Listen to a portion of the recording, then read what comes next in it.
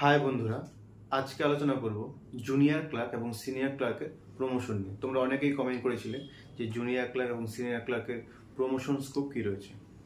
যেহেতু দুটো পোস্টই সিমিলার, তো দুটো পোস্টেরই প্রমোশন নিয়ে একসাথে আলোচনা করব। তো দেখো, প্রথম হচ্ছে জুনিয়র ক্লার্ক, যেটা লেভেল 2 1900 গ্রেড পের মধ্যে পড়ছে, এবং সিনিয়র ক্লার্ক যেটা লেভেল 5 2800 গ্রেড পের মধ্যে পড়ছে। দেখো, এই জুনিয়র ক্লার্ক এবং সিনিয়র ক্লার্ক দুটোই ডাইরেক্ট রিক্রুটমেন্ট হয়ে থাকে এনটিপিসির মাধ্যমে। ধরো কেউ এইচএস পাস করে, এটা এইচএস পাস এবং এটা হচ্ছে গ্র্যাজুয়েট লেভেলে, ধরো কেউ এইচএস পাস করে আর ডাইরেক্ট জুনিয়র ক্লার্কে লেভেল 2তে সে রিক্রুট হলো। তো প্রত্যেকটা পোস্টের ক্ষেত্রেই 2 বছরের প্রোবেশন পিরিয়ড থাকে। তুমি যখন নতুন জব পাবে 2 বছর একটা প্রোবেশন পিরিয়ড থাকে। তো ধরো তুমি অ্যাজ এ জুনিয়র ক্লার্ক হিসেবে জয়েন করলে, তো জুনিয়র ক্লার্ক হিসেবে লেভেল 2তে 1900 গ্রেড পেয়ে যখন তুমি জয়েন করবে, 2 বছর পরে তোমার প্রমোশনের স্কোপ তোমার কাছে খুলবে। তো জুনিয়র ক্লার্ক থেকে সিনিয়র ক্লার্ক হওয়ার জন্য তোমাকে একটা ডিপার্টমেন্টাল এক্সাম দিতে হবে, যেটাকে বলা হয় সুইটেবিলিটি টেস্ট। তো তুমি জুনিয়র ক্লার্ক থেকে সিনিয়র ক্লার্ক হওয়ার জন্য তোমাকে 2 বছর পরে সেই পরীক্ষাটা দিতে হবে, ডিপার্টমেন্টাল এক্সাম। তোমাকে সেই পরীক্ষায় পাস করতে হবে। যারা জুনিয়র ক্লার্ক সকলের পরীক্ষা হবে, সেই পরীক্ষায় যারা পাস করবে তারাই সিনিয়র ক্লার্ক হতে পারবে। এবং সেটা তোমার এই যে তুমি যে কাজগুলো করছো ডিপার্টমেন্টের কাজ, তার উপর ভিত্তি করে এই পরীক্ষাটা হয়ে থাকে, এবং সেটা খুব একটা কঠিন নয়, স্বাভাবিকভাবে সবাই পাস করে যায়। তো যখন তুমি সেই পরীক্ষাটা পাস করবে 2 বছর পর, তখন জুনিয়র ক্লার্ক থেকে তুমি সিনিয়র ক্লার্ক হয়ে যাবে। সেটা হয়ে যাবে লেভেল 2 থেকে ডাইরেক্ট লেভেল 5। যেখানে ছিল তোমার 1900 গ্রেড পে, তুমি হয়ে যাবে 2800 গ্রেড পে আন্ডারে। তো যখন জুনিয়র ক্লার্ক থেকে সিনিয়র ক্লার্ক হয়ে গেলে লেভেল 5-এ 2800 গ্রেড পে, তারপর থেকেই যে তোমার প্রমোশনগুলো হবে সেখানে আর কোনো পরীক্ষা দিতে হবে না। আর কেউ যদি ডাইরেক্ট এই সিনিয়র ক্লার্কে চলে আসে, তাহলে তাকে তো আর কোনো পরীক্ষা দিতে হবে না, কারণ কি সে এর পরপর যে প্রমোশনগুলো সেগুলো সিনিয়রিটি বেসিসে সে প্রমোশনগুলো পেয়ে যাবে। তো বোঝাতে পারলাম যে তুমি ধরো জুনিয়র ক্লার্ক থেকে তোমাকে সিনিয়র ক্লার্ক আসার জন্য প্রথমে একটা ডিপার্টমেন্টাল পরীক্ষা দিতে হবে এবং সেটা পাস করতে হবে। আর যদি ডাইরেক্ট সিনিয়র ক্লার্কে আসো তাহলে আর কোনো পরীক্ষা দিতে হবে না। তো তুমি সিনিয়র ক্লার্কে কাজ করবে সাধারণত 2 বছর থেকে 3 বছরের মধ্যে। সিনিয়র ক্লার্ক থেকে পরের প্রমোশন ওএস, যেটাকে বলা হয় office superintendent, level 6, equivalent of the station master. তো লেভেল 6-এ তুমি চলে আসবে সিনিয়র ক্লার্ক থেকে ওএস বা অফিস সুপারিনটেন্ডেন্ট, যেটা হচ্ছে 4200 গ্রেড পে।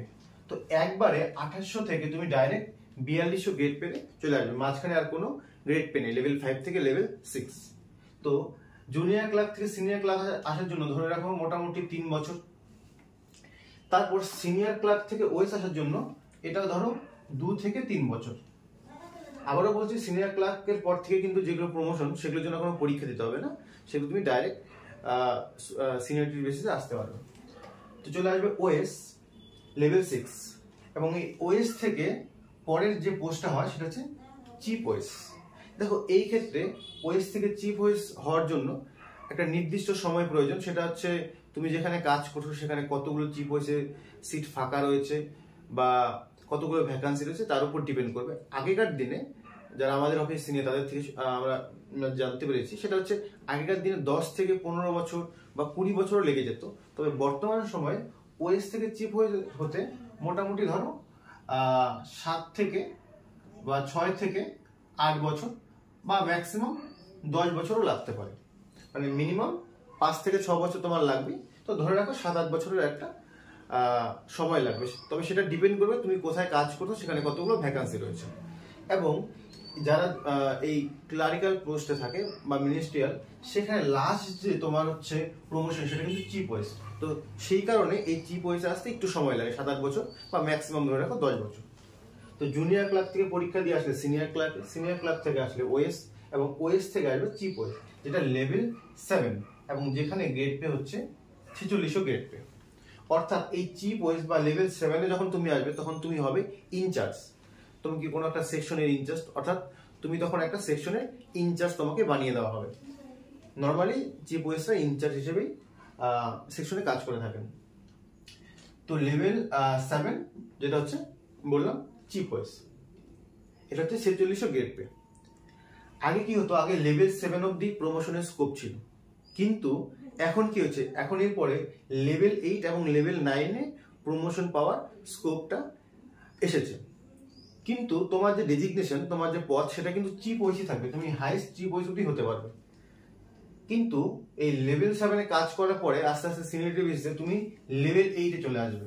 তোমার ডেজিগনেশন থাকবে চিফ ওইস, কিন্তু তোমার লেভেল হয়ে যাবে লেভেল 8, যেটা 4800 গ্রেড পে।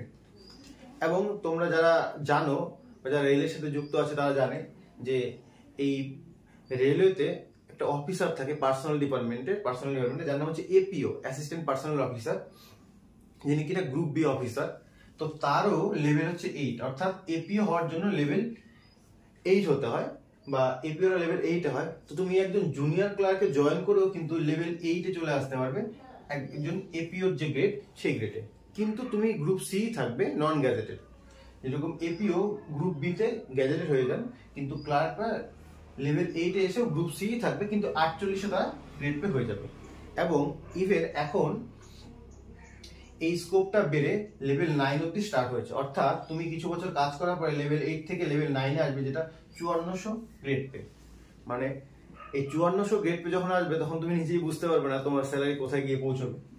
তো এখন যারা, ধরো কেউ যদি 30 বছরের মধ্যে জুনিয়র ক্লার্কে জয়েন করে লেভেল 2-তে, সে অনায়াসে লেভেল 9 অব্দি চলে আসতে পারবে। অর্থাৎ এখন অব্দি লেভেল 9 অব্দি যাওয়ার স্কোপ রয়েছে, এটা আগামী দিনে হয়তো লেভেল 10 অব্দিও হতে পারে।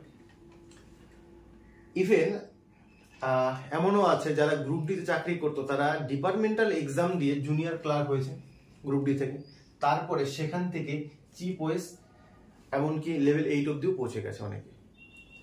তো তুমি যদি একবার এই ক্লারিক্যাল পোস্টে আসতে পারো, তুমি লেভেল 7 তো আসবেই, চিফ ওয়েস অব্দি চলেই যাবে, লেভেল 8 এমনকি লেভেল 9-এও আসতে পারো, যদি তুমি কম বয়সে চাকরিটা পেয়ে যাও। যদি ডাইরেক্ট সিনিয়র ক্লার্কে চলে আসো 30 বছরের মধ্যে, তাহলে লেভেল 9 অব্দি তুমি নিশ্চিত যেতে পারবে।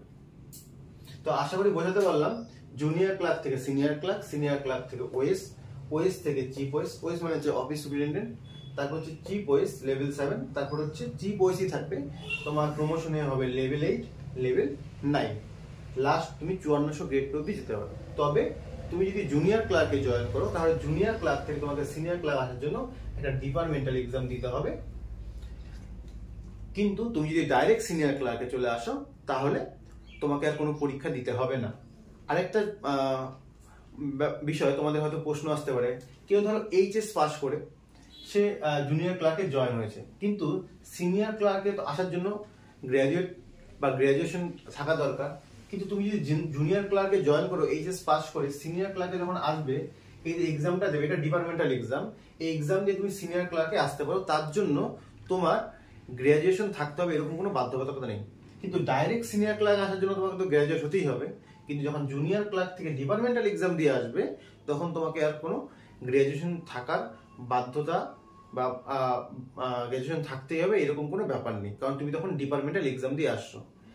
এবং ম্যাক্সিমাম অফিসে প্রচুর, এরকম আমাদের অফিসেও রয়েছে প্রচুর, যারা গ্রুপ ডি থেকে এই লেভেল 6, লেভেল 7 এসেছে। কেন কি রেল তোমাকে সুযোগ দেয়, তুমি যদি নিজেকে প্রমাণ করতে পারো, তাহলে তুমি একজন গ্রুপ ডি থেকে লেভেল 7 বা জুনিয়র ক্লার্ক থেকে senior clerk, OS, chief OS, যে কোনো পজিশনে যেতে পারবে। এমনকি এই ওএসে থাকাকালীন তুমি এখান থেকে ডাইরেক্ট পরীক্ষা দিয়ে এপিও হতে পারবে, যেটা অফিসার র্যাঙ্কে। তো ওএসে থাকাকালীন তুমি এটা পরীক্ষা দিয়ে এপিও অব্দি হতে পারবে। এবং তুমি যদি পরীক্ষা নাও দাও, তুমি এপিও র্যাঙ্কের যে লেভেল, সেই লেভেল অব্দি পৌঁছে যাবে।